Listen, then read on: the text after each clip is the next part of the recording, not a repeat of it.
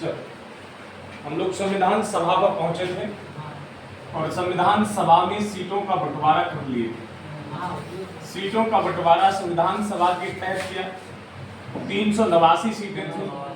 हमने बताया 389 के बाद अब भारत का बंटवारा की स्थिति आई और इस बंटवारे की स्थिति के बीच हमने पहुंचना शुरू किया। हमारा संविधान बनकर तैयार हुआ था 26 नवंबर 1946 को। सही है बेटे? 26 नवंबर सन 1949 को हमारा संविधान बनकर तैयार हुआ और इस संविधान को, इसी दिन को संविधान दिवस या विधि दिवस कहा जाता था। पहले से विधि दिवस कहते थे, 15 के अकॉर्डिंग में इसे संविधान दिवस घोषित किया गया। बेटे, जो हमारा संविधान था, इसी 26 नवंबर, एक और डेट याद रखना, 22 जुलाई सन 1947 को कब राष्ट्रीय ध्वज अपनाया गया था। क्या अपनाया गया था? राष्ट्रीय ध्वज अपनाया गया था। कब? 22 जुलाई सन 1947। बेटे, हम बात करने जा रहे हैं कि हमारा देश जब 15 अगस्त 1947 को आजाद हुआ तो उससे पहले की घटना ये थी कि 389 सीटें थी। कितनी सीटें थी? 15 अगस्त 1947 से पहले कितनी सीटें थी? अर्थात देश स्वतंत्र होने से पहले कितनी सीटें थी? और बेटे, देश स्वतंत्र के बाद कितनी सीटें रह गई? पता है देश स्वतंत्र होने के बाद 299 सीट क्यों रह गई? देखो, आप लोगों ने एक कूट रचित कहानी सुनी होगी कि 14 अगस्त को स्वतंत्रता दिवस मनाता है पाक। बोलो हाँ या ना? और बेटे, 15 अगस्त को स्वतंत्रता दिवस मनाता है इंडिया। यही तो सुना है। बेटे, हुआ क्या, उस समय के जो ज्योतिषी थे उन्होंने इस बात को गुमराह कर दिया था।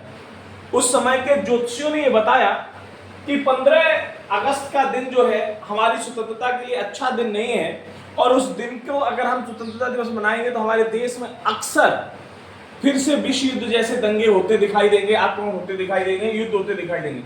तो 14 अगस्त की मिडनाइट 12 बजे हमारे देश को स्वतंत्र किया गया था और उसे क्या घोषित कर दी गई बाद में? 15 अगस्त। कितनी घोषित कर दी गई? तो बेटे, जब हमारे देश से 389 सीटें थी, 389 से 299 रह गई, तो जो लगभग 90 सीटें थी कोई ना कोई ले गया होगा। वो कौन सीटें ले गया? पाक ले गया। 90 सीट कौन ले गया?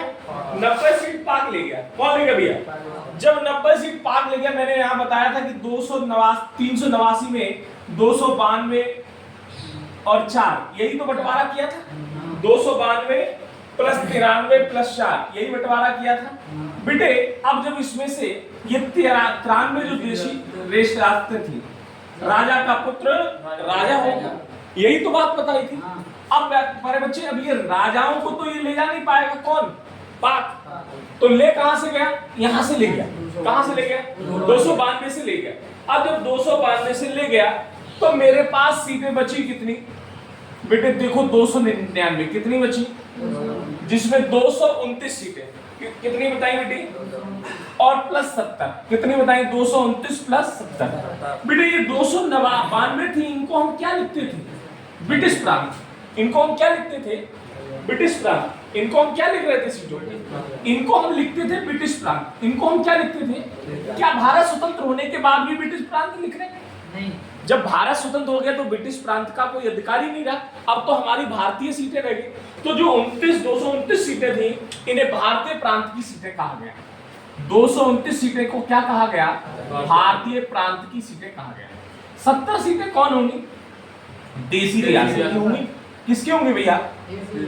देखो, पूरी कहानी आपको एक बार ऐसे सुना दें, आप अपने याद रखिए। भारत जब भारत को पूर्ण अंग्रेजों से आजादी मिलने का समय मिला, अंग्रेजों को भगाने का मौका मिला, तो पाक के लोगों ने तमाम प्रकार के धंधे किए, आक्रमण किए। क्या किए? गोला बारूद डाले कि नहीं, हमारे देश को भी, हमें भी अपने देश का मांगने का अधिकार है।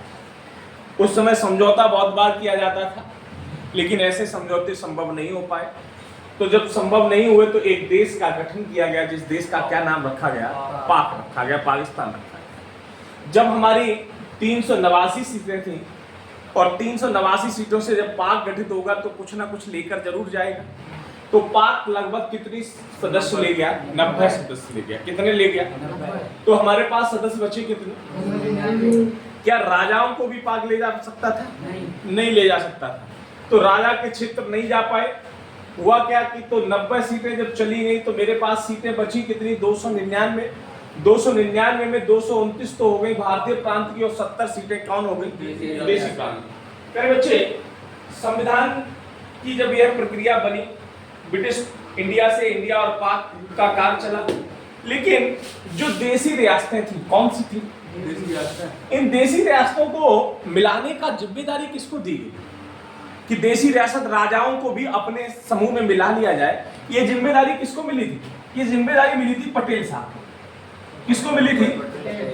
बेटे सरदार वल्लभ भाई पटेल को ये जिम्मेदारी दी गई कि आप किसी भी तरह इन लोगों को अपने साथ मिला लो, इन लोगों को अपने साथ। ये यहाँ की बात है जब 93 सीटें थी देशी रियासत में, तो उस समय की बात है कि पटेल साहब को ये जिम्मेदारी दी गई कि भैया मिला लो जिसको मिला साहब। तो पटेल साहब ने क्या किया कि पहले तो हाथ पैर जोड़े, हाथ पैर जोड़कर अनुरोध कर कर मिलाना शुरू कर दिया। लेकिन हुआ क्या? हुआ ये कि हैदराबाद, जूनागढ़, हैदराबाद और जूनागढ़ और जम्मू कश्मीर, कौन भैया? और जम्मू कश्मीर, ये रियासतों ने मना कर दिया। इन रियासतों ने क्या कर दिया? पटेल साहब चिंतित हुए। तो पटेल साहब ने क्या किया कि हैदराबाद के एक राजा, जो भी राजा था उस समय, तो उसने मना कर दिया कि हम भारत के साथ समझौता। वो जाना कहां चाह रहा था?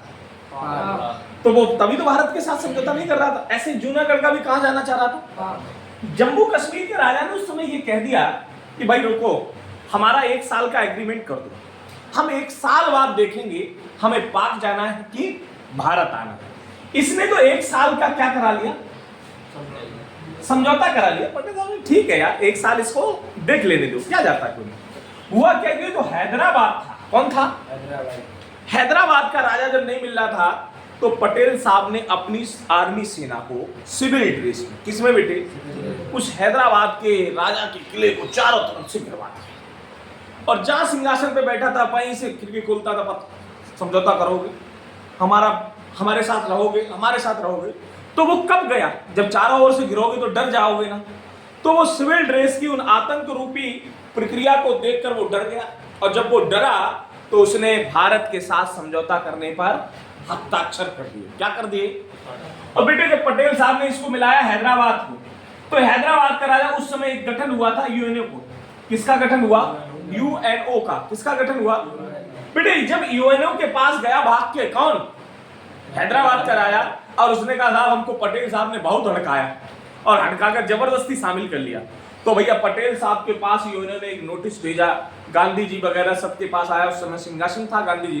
तो गांधी जी वगैरह ने पूछा क्या तुमने पटेल साहब ऐसा किया? नहीं ना, साला झूठ कह रहा है, हम काहे करेंगे ऐसा? उसकी मर्जी थी तब शामिल होगा, ऐसे तो हम सबको चाहते हैं, सबको। हम 1 साल का जम्मू को क्यों दे देते परमिशन? हम क्यों जूनागढ़ के साथ अभी तक नहीं किए? केवल हैदराबाद को ऐसा क्यों लग रहा है? हमने 2-4 सिपाही भेजे थे सिविल ड्रेस में, कहीं कोई आतंकी हमला ना हो जाए, पाक के लोग कोई बम बारूद ना डाल दें, जैसे हंगामा चल रहे हैं वैसे ना हो जाए। तो इस बात के लिए पटेल साहब अपने आप में सुरक्षित हो गए। उन्होंने कहा पटेल साहब बढ़िया आदमी है, और ऐसा अगर गांधी जी उस समय इशारा कर दें कि इस देश को नहीं बनने दो, तो पटेल साहब इस देश को बनने। इसीलिए तो लोग कहते हैं पाकिस्तान से कोई अगर आतंक रूपी गतिविधि हो जाए तो लोग गांधी जी को गालियां देते हैं कि नहीं देते हैं? लेकिन ये गलत है। क्यों? पहले पूरा जान लो तब गालियां दो किसी के बारे में। देखो ये देश की संगठित प्रक्रिया थी, तो इसी तरह इन्होंने हैदराबाद मिला लिया और इसी तरह इन्होंने क्या मिला लिया? बेटे जो कश्मीर था, मैंने आपको बताया कश्मीर का, आपने एक लाइन ऐसी आई, इधर से पाक की सेना आई, इधर से भारत की सेना आई, तो इस रेखा के बीच सेना रुक गई, इसको कहा गया एलओसी। क्या कहा गया? और एक यहाँ पर ऐसी क्षेत्र रेखा थी, इसे पाक अधिकृत कश्मीर कहते हैं, पीओके। क्या कहते हैं बेटे? पीओके। ये भी 2 लाइनें आगे इतिहास में काम आई, बताने वाली थी, इसलिए मैंने इनको बता दिया। बेटे जब ये प्रक्रिया बात हुई, जब जुड़ गए, ब्रिटिश प्रांत में बदल गया, हमारे भारत में 229 भारतीय प्रांत की रह गई, 70 से देशी रियासतें रह गई। अब हुआ क्या? फिर बच्ची संविधान तो बन गया, संविधान बन गया, सीट आवंटन हो गया। एक बहुत छोटा क्वेश्चन पूछा जाता है। क्वेश्चन ये पूछते हैं जब संविधान बना, क्वेश्चन सुनना, बहुत फैक्ट रूप में बताऊंगा, ज्यादा डीप नहीं। जब संविधान बना तो उस समय कितने लोगों ने हस्ताक्षर किए? भाई कितने लोगों को हस्ताक्षर करना चाहिए था? भाई हमारे यहाँ मेंबर कितने रह गए? तो जब संविधान हमारे यहाँ का तैयार हुआ तो हमारे यहाँ से मेंबर्स को कितने को साइन करना चाहिए? लेकिन किया कितने लोगों ने? 284। कितने मेंबर्स ने किया? जब हमारे देश का संविधान बन गया तो उस संविधान को कितने लोगों ने साइन किया बेटे? 284 लोगों ने साइन किया। कितने लोगों ने साइन किया बेटे? जो 200। अब बेटे आपने देखा होगा, मैं संविधान के थोड़े से पॉइंट बता रहा हूं जिन्हें आप याद कर रहे हैं, डायरेक्ट परीक्षा पूछेगी। क्या आते हैं सुनना। आपने देखा होगा कि संविधान किसी ने देखा कि नहीं देखा? अभी कहां देख पाए हो? संविधान जो है बनकर तैयार हुआ, इंडियन कॉन्स्टिट्यूशन लिखा मिलता है। इसके हर पेज पर एक ऐसी डिजाइन बनाई गई है। आप कभी देखना, अक्सर अच्छी अच्छी किताबें आती है, उसके ऐसे साइड में एक डिजाइन आती है, बीच में बात लिख दी जाती है। देखें कि नहीं देखें? इस कलाकारी को किसने किया? साइड पर जो डिजाइन बनी है, इस कलाकारी को किसने किया? कोई जवाब है आपके पास? तो संविधान पर जो कलाकार थे वो शांति निकेतन से 2 लोग आए थे। कहां से आए थे बेटे? शांति निकेतन से। कितने लोग आए? शांति निकेतन से 2 लोग आए थे। कहां से आए? शांति निकेतन से। कितने लोग आए? 2 लोग आए। एक का तो नाम मिलता है, एक का नाम मिलता है बेटे, एक का नाम है राम मनोहर सिन्हा। एक का नाम क्या बताया? राम मनोहर सिन्हा। और बेटे दूसरे का नाम मिलता है, एक का तो नाम मिलता है राम मनोहर सिन्हा और दूसरे का नाम मिलता है नंदलाल घोष। कौन आए बेटे? नंदलाल घोष। आप याद रखना, मनोहर और लाल ने, मनोहर और नहीं याद कर पा रहे, ये दोनों हटा दो। देखो ये प्रभुत्व नाम है। नंद के पुत्र का नाम था कृष्ण, अर्थात नंद और राम। भाई नंद और राम। शांति निकेतन से 2 लोग, 2 कलाकार आए थे। कौन आए थे? जिन्होंने संविधान के प्रत्येक पेज पर डिजाइन कर रखा है। उनके नाम क्या थे? नंदलाल घोष और नाम। बेटे हमने ये बातें आपको कल तक बता दी थी कि संविधान को लिखा किसने? संविधान के लेखक पंडित, हाँ बहुत सुंदर नाम लेते हुए, हम गलत करें तो आप भी, प्रेम बिहारी नारायण रायजादा। किसने लिखा? प्रेम बिहारी नारायण। बेटे इसका हिंदी में अनुवाद किसने किया? बसंत कृष्ण वैद्य ने। किसने किया बेटे? हमने ये बातें लिखा दी है पहली क्लास में, फिर भी पता नहीं कैसे पढ़ते हो आप। बसंत कृष्ण वैद्य ने। किसने किया बेटे? मेरा एक बहुत छोटा सा क्वेश्चन है, आप लोगों ने संविधान कहीं ना कहीं से थोड़ा बहुत सुना होगा। संविधान सभा का चिन्ह क्या था? बताइए, संविधान सभा का चिन्ह क्या था? संविधान सभा का चिन्ह बता दीजिए बेटे। संविधान सभा का चिन्ह था हाथी। कौन था बेटे? संविधान सभा का चिन्ह कौन था? हाथी। चिन्ह कौन था बेटे? हाथी। बेटे जब संविधान हमारा बन गया, थोड़ा सा आगे बढ़ रहा हूं, विवरण थोड़ा सा तेज हो जाए इसलिए, क्योंकि ज्यादा समय खराब कर पाना इस समय ठीक नहीं है। संविधान बनकर तैयार हुआ। एक बात करें इधर 1950 की, या मूल संविधान इसे कहते हैं, और एक बात करें आधुनिक संविधान की। किसकी बात करें? एक कहते हैं मूल संविधान और एक को कहते हैं आधुनिक संविधान। थोड़ा सा समझना, शायद आप समझ सको। आर्टिकल होंगे, आर्टिकल बोले तो अनुच्छेद, पार्ट्स होंगे, भाग होंगे, अनुसूचियां होंगी और संशोधन होंगे। और क्या होंगे बेटे? संविधान में प्रस्तावनाएं कितनी थी? केवल एक प्रस्तावना थी। और कौन सी प्रस्तावना थी? जो पंडित जवाहरलाल नेहरू ने 13 दिसंबर सन 1946 को तीसरी बैठक में उद्देश्य प्रस्ताव प्रस्तुत किया था। उसी उद्देश्य प्रस्ताव को क्या कहा गया? बेटे हमारे अनुच्छेद कितने थे मूल संविधान में? 355। वर्तमान संविधान में 470 से भी अधिक बताए। हमारा जो संविधान बना उस समय भाग कितना था? 22 भाग था। लेकिन वर्तमान में कितना भाग है? 25 भाग। बेटे अनुसूचियां पहले कितनी थी? वर्तमान में कितनी भाग? पहले संशोधन 0, वर्तमान में 105 से ज्यादा है, 106 तक हो गया है। ठीक है, 106 तक की स्थिति पहुंच गई। तो ये संविधान की जो मूल ढांचा प्रक्रिया थी वो यह थी। बेटे पूछा जाता है संविधान की अंतिम बैठक कब हुई? 24 जनवरी 1950 को संविधान की अंतिम बैठक हुई। कब हुई बेटे? 24 जनवरी सन 1950 को संविधान की अंतिम बैठक हुई। और इसी बैठक में बच्चे ध्यान रखना, राष्ट्रगीत, राष्ट्रीय गीत और राष्ट्रीय गान स्वीकार किया गया। राष्ट्रगीत और राष्ट्रीय गान दोनों क्या हुए बेटे? किस संविधान के तहत? बोलो बेटे। वो संविधान की अंतिम बैठक थी 24 जनवरी सन 1950। हमने अभी थोड़ी देर पहले चर्चा की थी कि जो हमारा संविधान था, हमने आपको थोड़ी देर पहले बताया कि जो हमारा संविधान था वो बनकर तैयार कब हुआ? 26 नवंबर सन 1949। कब बनकर तैयार हुआ? इसके बीच भी राज है कि 26 जनवरी तक क्यों गए, वो बात कहानी नहीं बताऊंगा, इतना फ्री टाइम नहीं है इसलिए। 26 जनवरी सन 1949 को हमारा संविधान बनकर लागू हुआ और चालू किया गया, अर्थात हमारे देश में प्रारंभ हुआ, लागू हुआ 26 जनवरी सन 1950। बहुत ध्यान से सुनो, यही तो बात है बेटे। 26 नवंबर सन 1949 को हमारा संविधान देश का बनकर तैयार हुआ और 26 जनवरी 1950 को हमारे देश का संविधान लागू हुआ। क्या एक बात बताओ, जिस दिन बनकर तैयार हुआ उस दिन कुछ ना कुछ आर्टिकल शुरू हुए होंगे बेटे। कुछ किताबों में लिखा मिलता है कि उस दिन हमारे देश के लगभग 15 या 16 अनुच्छेद चालू हो गए। कितने अनुच्छेद लागू कर दिए गए? 15 या 16 अनुच्छेद लागू कर दिए गए। और शेष सभी अनुच्छेदों को, जो 395 आप पढ़ते हैं, उन सबको कब लागू किया गया? 26 जनवरी सन 1950 को लागू किया। ये बड़ी समस्या है। लगभग 15 से 16 अनुच्छेद चालू कर दिए गए। प्रश्न एक आया बहुत सुंदर, जिस समय हमारा संविधान बनकर तैयार हुआ 2 वर्ष 11 माह 18 दिन का समय लगा, लगभग 64 लाख रुपए का खर्चा आया। और उस 64 के करीब के खर्चे को मैनेज करते हुए इस 26 जनवरी सन 1950 को लागू होने वाले 15 से 16 अनुच्छेद जो थे, आर्टिकल थे, ये मुख्य रूप से किससे संबंधित थे? ये मुख्य रूप से कौन से थे? तो नंबर 1 बेटे नागरिकता के थे, सिटीजनशिप। किसके थे? नागरिकता से संबंधित थे। और दूसरे जो थे वो चुनाव आयोग से संबंधित थे। किससे संबंधित थे बेटे? 2 लागू किए गए थे। कौन कौन से?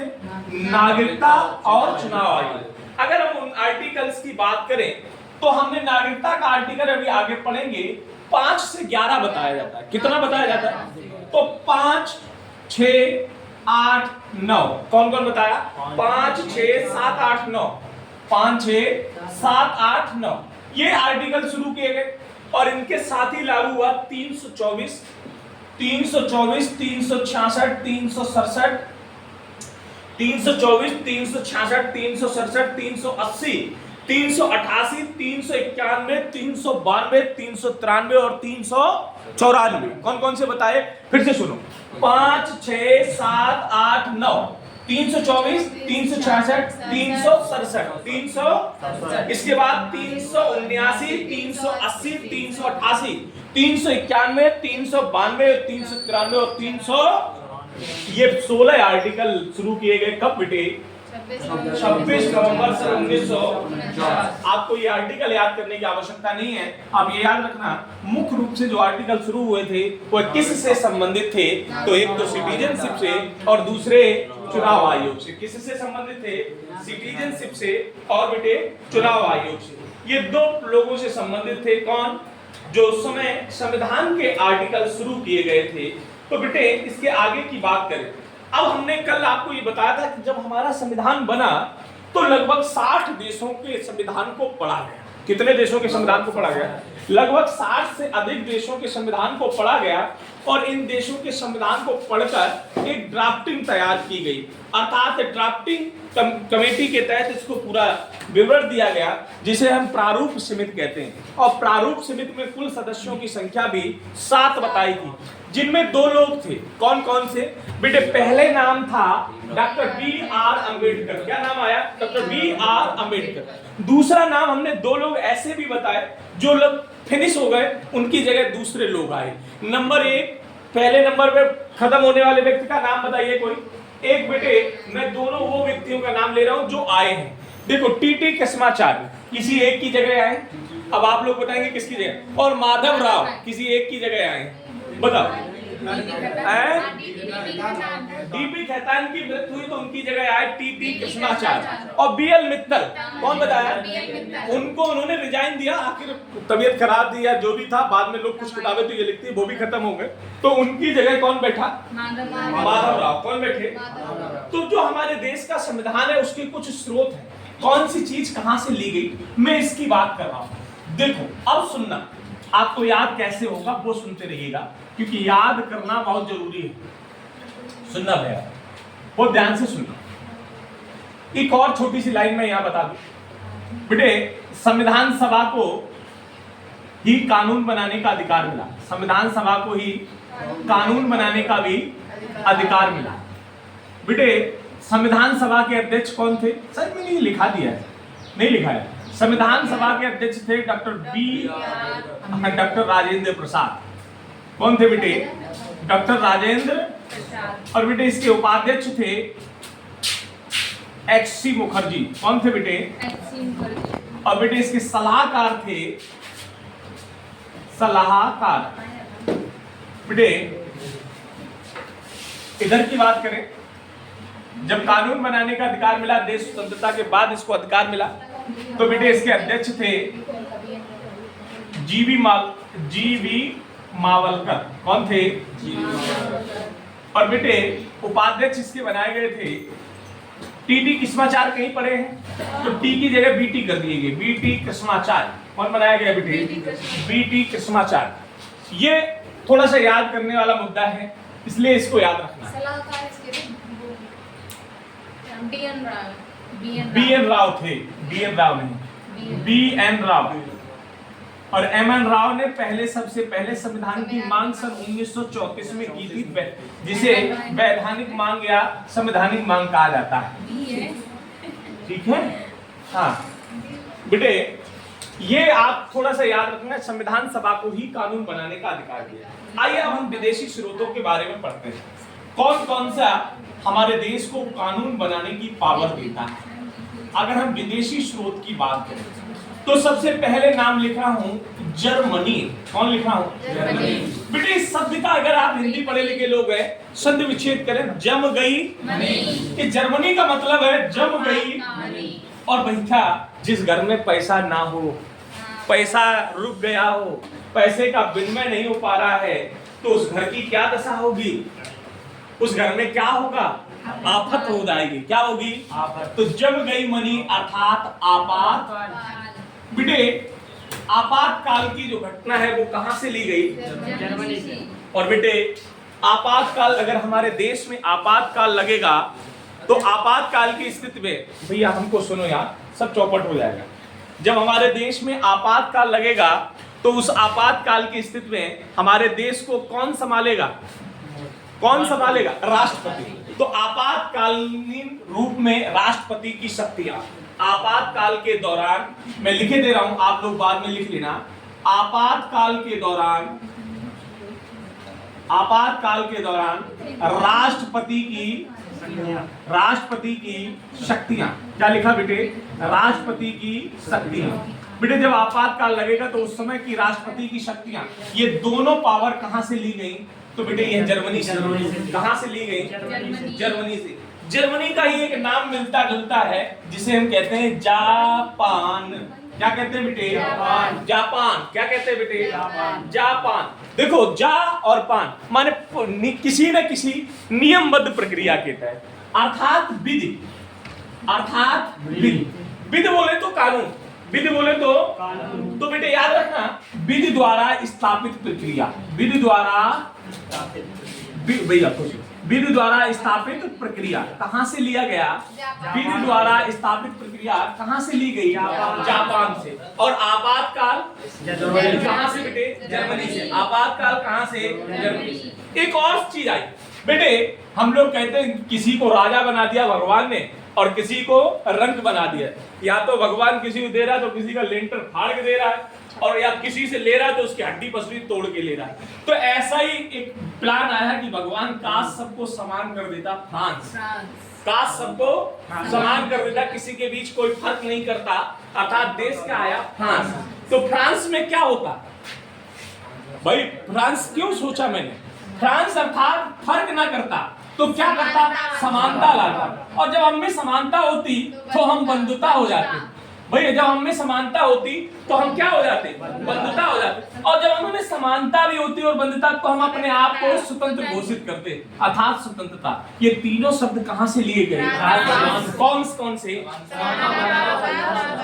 हमको फर्क समाप्त करना है, अर्थात फर्क समाप्त अगर ईश्वर कर देता तो हमने समानता होती, हम ऊंच नीच नहीं देख पाते, ना कोई राजा ना कोई, हम में बंधुता होती, भाईचारा होता ना। हम कहते हैं हम बड़े आदमी को हमसे नमस्ते करेगा तब हम उससे नमस्ते करें, तो ये भाव जो है खत्म हो जाता, तो हम सब एक दूसरे से बंधे हुए लगते। और ऐसे समय को हम क्या समझते हैं, स्वतंत्र समझते हैं। भाई बड़ा आदमी है, उसने ऐसा करके ये वाली मिट्टी हटवा दीजिए यहाँ से, तो तुम छोटे आदमी को हटाओगे, स्वतंत्र कहाँ से फील कर पाओगे। तो ऐसी इसी सब तीनों शब्द कहाँ से ले लिए, क्या क्या बताया, समानता, बंधुता और अभी भी याद नहीं हुए, याद हो गए ना, ये कहाँ से आए, फर्क से, फर्क बोले तो कहाँ से, और बेटे गणतंत्र राज्य का विचार भी यहीं से लिया गया। कहां से लिया गया बेटे, गणतंत्र राज्य का विचार भी कहां से लिया गया बेटे, फ्रांस से ही लिया गया। कहां से लिया गया, फ्रांस से। बेटे इसके बाद सुनना, अगला देश सुनना, हमने पहले क्या पढ़ा, जर्मनी, दूसरे पे कौन पढ़ा, जापान, और तीसरे पे कौन पढ़ा। अब बेटे मैं बात करूं सबसे ताकतवर देश, सबसे ताकतवर देश बताओ, अमेरिका।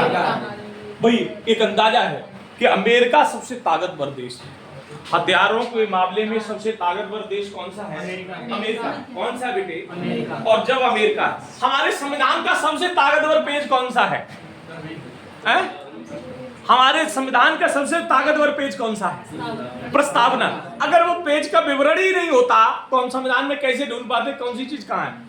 तो बेटे अमेरिका से सबसे पहले यही लिया गया, क्या, प्रस्तावना का विचार। क्या लिया गया बेटे, प्रस्तावना का विचार, प्रस्तावना का विचार। बेटे ये कहां से आया, या प्रस्तावना कहां से आई, अमेरिका से। बेटे विश्व में सबसे पहली प्रस्तावना बनाने वाला देश ही कौन था, अमेरिका। विश्व में सबसे पहले प्रस्तावना अगर किसी देश की थी वो किसकी थी, अमेरिका। और जिन जिन देशों में प्रस्तावना जुड़ी है उन सब ने कहां से ली है, अमेरिका से। अमेरिका का देश का कानून जो है केवल 7 आर्टिकल पर निर्भर था। अमेरिका देश, अगर विश्व में किसी का सबसे बड़ा अगर किसी का संविधान है तो वो इसी देश का है, और सबसे छोटा अगर किसी का है तो इसी देश का है। बात समझ गए। अब बेटे अभी आप जैसे आप कहीं खड़े हैं, दंगा प्रसाद हो रहा हो या कोई बात सही गलत चल रही हो, तो आप उसमें बीच में बोलने लगते हैं, तो आप क्या कहते हैं, क्या हमारों का अधिकार नहीं है, हमारों का अधिकार। तो जो हमारों का अधिकार बोल रहे हैं यही कहलाता है मौलिक अधिकार। क्या कहलाता है बेटे, मौलिक अधिकार। तो मौलिक अधिकार का विचार कहां से लिया गया, मौलिक अधिकार का विचार कहां से लिया गया, हमने अपनी ताकत की बात की तो कहां से ली गई, अमेरिका से। कहां से की गई बेटे, हमारे देश का प्रथम नागरिक कौन है, सबसे ताकत की बात करो तो बेटे राष्ट्रपति की प्रक्रिया का कहां से प्रावधान लिया गया, तो वो भी अमेरिका से। देखो हम उन्हीं की बातें कर रहे हैं जो ताकतवर है। तो निर्वाचित पद कौन सा लिया गया, राष्ट्रपति। और राष्ट्रपति पद कहां से लिया गया, अमेरिका। बेटे अब राष्ट्रपति, भाई मान लो हमको राष्ट्रपति बना दे मोदी जी, होगा तो ऐसा नहीं, लेकिन कह लो, कहने में क्या जाता भाई, होगा तो नहीं।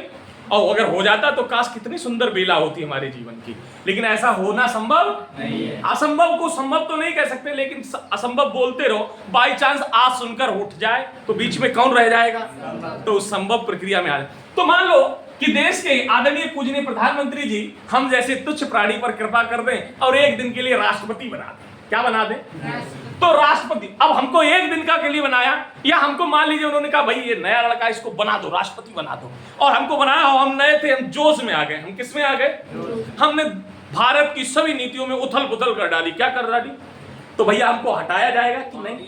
हटाया जाएगा। तो ऐसे ही मोदी जी कहे हटा दो इसको कुर्सी से, ऐसा कहेंगे? क्या करेंगे? हम पर चलाया जाएगा क्या? महाभियोग। तो महाभियोग की प्रक्रिया कहां से ली गई? क्योंकि ये भी ताकतवर चीज है भाई। हम राष्ट्रपति होंगे और मुतल बदल करेंगे तो हमें ताकत होगी ना, तो उस ताकत को कमजोर करने के लिए क्या चलाया जाएगा? तो राष्ट्रपति पर महाभियोग लगाने की प्रक्रिया भी कहां से ली गई? बेटे अब देश में अगर न्याय कोई करता है तो सबसे प्रबल पद कौन सा है? न्यायाधीश। तो न्यायाधीशों का निलंबन, न्यायाधीशों का ये भी पद कहां से लिया गया? न्यायाधीशों का निलंबन ये पद कहां से लिया गया? अब यार हमने सोचा कि राष्ट्रपति तो बना दिया, हम पे महाभियोग भी लगेगा तो हटाए जाएंगे, और इतनी जल्दी तो है ना कि एकदम चुनो कि अनूप को बना दो कि विशाल को बना दो राष्ट्रपति, एकदम तो विकल्प नहीं मिलेगा। तो क्या उस समय किसको दे दिया जाएगा? उस उपराष्ट्र। तो उपराष्ट्र की पदी का भी चयन कहां से आया बेटे? अमेरिका से। कहां से आया बेटे?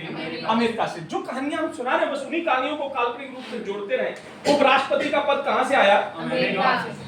बेटे अभी हमने पढ़ा था आपातकाल, क्या पढ़ा था? कहां से आया था? लेकिन एक आपातकाल अमेरिका से आया जिसे कहते हैं फाइनेंशियल इमरजेंसी, अर्थात वित्तीय आपातकाल। क्या कहते हैं बेटे? वित्तीय आपातकाल। ये कहां से आया? वित्तीय आपातकाल कहां से आया? वित्तीय आपातकाल अमेरिका से आया। कहां से आया बेटे? वित्तीय आपातकाल कहां से आया? और बेटे न्यायपालिका को स्वतंत्रता दे दी गई कि आप पर किसी भी राजनीतिक पार्टी का या किसी का कोई प्रेशर दबाव, तो स्वतंत्र न्यायपालिका भी कहां से विवरण लिया गया? अमेरिका से लिया गया। कहां से लिया गया? स्वतंत्र न्यायपालिका, इसका भी विवरण कहां से लिया गया? अमेरिका से। देखो अमेरिका से क्या क्या लिया गया एक बार फिर से सुनना हो। अमेरिका विश्व का सबसे ताकतवर देश है परमाणु क्षेत्र की प्रक्रिया है कि नहीं है बेटे? तो इसमें सबसे बड़ा पद क्या है? प्रस्तावना। बड़ा पद क्या है? दूसरा क्या है? तीसरा कौन है? और उस पर क्या लगाएंगे बेटे? उसकी जगह किसको बिठा लेंगे? कौन सी आपद लगाएंगे और कौन सा पद लेंगे? आशा करता हूं कि ये बातें आपको समझ आई। बोलो हाँ या ना? समझ में आई? बेटे जब हमने ये 4 देश पढ़ लिए तो 5वां देश आया ब्रिटेन। 5वां देश कौन सा आया? ब्रिटेन। कौन सा आया? ब्रिटेन जी। ब्रिटेन की यदि हम बात करें, 5वें देश की बात करें ब्रिटेन की, किसकी बात करें? ब्रिटेन। देखो ब्रिटेन क्या कहता है, हमने बताया जब 26 नवंबर सन 1949 को जब हमारे देश का संविधान बनकर तैयार हुआ तो उसमें 15 आर्टिकल लागू किए गए, अर्थात 16 आर्टिकल लागू किए गए। ये बताए 15 या 16 बताए। तो कौन कौन से किस विषय से संबंधित थे? नागरिकता। बेटे ब्रिटेन ने यही कहा, ब्रिटेन हम विकसित नहीं होने देंगे, अर्थात बंटने नहीं देंगे, अर्थात एकल नागरिकता। एकल ब्रिटेन, एकल नागरिकता कहां से ली गई? ब्रिटेन से। कहां से ली गई बेटे? अब जब सरकार बनेगी तो सरकार को कहीं ना कहीं बैठने के लिए कोई ना कोई एक हिस्सा होगा, अर्थात सरकार की संसद प्रणाली, सरकार की संसदीय प्रणाली, सरकार की। और ये कहां से ली गई? ये भी कहां से ली गई बेटे? सरकार की संसदीय प्रणाली कहां से ली गई? ब्रिटेन से। कहां से ली गई? जहां संसद होगी वहीं तो कानून बनेगा, जहां संसद होगी वहीं कहां क्या बनेगा? अर्थात विधि का निर्माण, विधि का निर्माण इसी को कहेंगे। विधि का कहां से ली गई? ब्रिटेन से। और विधि का शासन ब्रिटेन से। विधि का निर्माण प्रक्रिया कहां से होगी? ब्रिटेन से। और विधि का शासन प्रणाली। और जब हम कानून बना लेंगे तो अभी तो हम शासन कर पाएंगे। और ये हमें कौन बता रहा है? ये बता कौन रहा है? ये हमको कौन बता रहा है? ये ब्रिटेन बता रहा है। कौन बता रहा है? कौन बता रहा है? ब्रिटेन। और चुनाव में जीत का फैसला, तुम जीते हम हारे, ये भी कौन करेगा? अर्थात चुनावी परिणाम घोषित करने का अधिकार भी हमको कहां से मिला? ब्रिटेन से मिला। कहां से मिला? अब बेटे जब इतनी बातें हो गई, क्या क्या हो गई? हम पे आपातकाल जम भी गए, हमने विधि द्वारा स्थापित प्रक्रिया जापान भी गए, हमने फर्क भी खत्म कर लिया, समानता बंधुता स्वतंत्रता मिली और गणराज्य की स्थापना हुई, हम कागज भी ऊपर हो गए, प्रस्तावना में आए, राष्ट्रपति भी बन गए, राष्ट्रपति पे फिर महाभियोग हम पे लगाया गया, हटा दिए गए, हमारे कार्य को उपराष्ट्रपति ने संभाला और इस प्रक्रिया के तहत हमने वित्तीय आपातकाल भी लग गया, मौलिक अधिकार भी हमको मिल गए, हम ब्रिटेन पहुंचे। ब्रिटेन में हमने सीखा केवल हम एक ही देश के नागरिक रह सकते हैं, दूसरे देश के हम बटेंगे नहीं। ब्रिटेन का मतलब हम बटेंगे नहीं, और जब बटेंगे नहीं तो हमें संसदीय संज्ञानात्मक प्रणाली का पालन करना होगा। और जब हम संसद के लिए रूप हो गए तो हम विधि भी बनाएंगे, कानून भी बनाएंगे। जब कानून बनाएंगे तो चुनाव के तहत हमें हार जीत का भी फैसला आना चाहिए। तो ये सब प्रक्रियाएं हमने कहां से ले ली? अब क्या हुआ कि भैया जब इतने कानून बनेंगे तो कोई ना कोई रूठ कर जरूर चल देगा, कोई ना कोई। तो रूठ कर चलने की प्रक्रिया निर्भर हुई रूस से। कहां से हुई? रूस से। अब भैया हमने रूठना शुरू कर दिया, अर्थात रूठना शुरू किया तो नए देश में पहुंचे जिसको रूस कहते हैं, उसको रूठ पढ़ लेना, माने रूठ गए। रूस कहां बैठे? रूस पहुंचा। अब रूस से क्या लिया बेटे? हमने कहा मेरा अधिकार है। अधिकार कहां था? अधिकार मेरी ताकत है, और ताकत वाला देश अमेरिका। अब हम रूठ गए। रूठना तो मेरा रोना कर, जैसे अपने मुंह बुला ले। अरे उनके तो ये काम ही है, मेरा मुंह ही बुला ले। तुम तो कोई सही बात करो बे, मुंह बुला ले। तो भाई रूठना तुम्हारा, तो मौलिक कर्तव्य कहां से लिए गए? कहां से लिए गए? जब तुम्हारा कर्तव्य है तो कहां से लिए गए?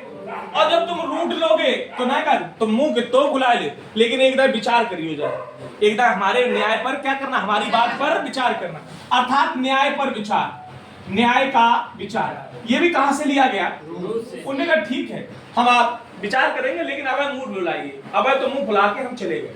और उठना केवल दो चीजों में दिखाई देता है, या तो राजनीतिक क्षेत्र में या सामाजिक क्षेत्र में। और जब सामाजिक और राजनीतिक में कोई रूठता है तो उसका मूल कारण होता है आर्थिक। कौन होता है बेटे? आर्थिक। कौन कारण होता है? भाई रूठोगे कब? या तो कहो राजनेता तुमने जाके पूरे टाइम प्रचार कराया, माने तुम्हारे पक्ष में, अब की बार इसका साथ नहीं। या समाज में कोई ऐसी बात हो गई, आप प्रतिष्ठित से किसी ने तू तड़ाक में बात कर दी, आप वहां से भी नाराज हो गए। और ये सब हानियां किसकी ओर इशारा करती हैं? आर्थिक की ओर।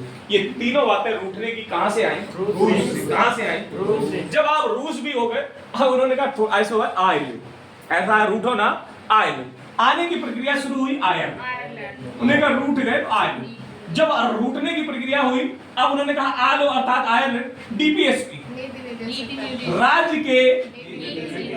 राज्य के नीति निर्देशक बेटे, डीपीएसपी कहते हैं। क्या कहते हैं बेटे? हाँ, राज्य के नीति निर्देशक कहां से आए?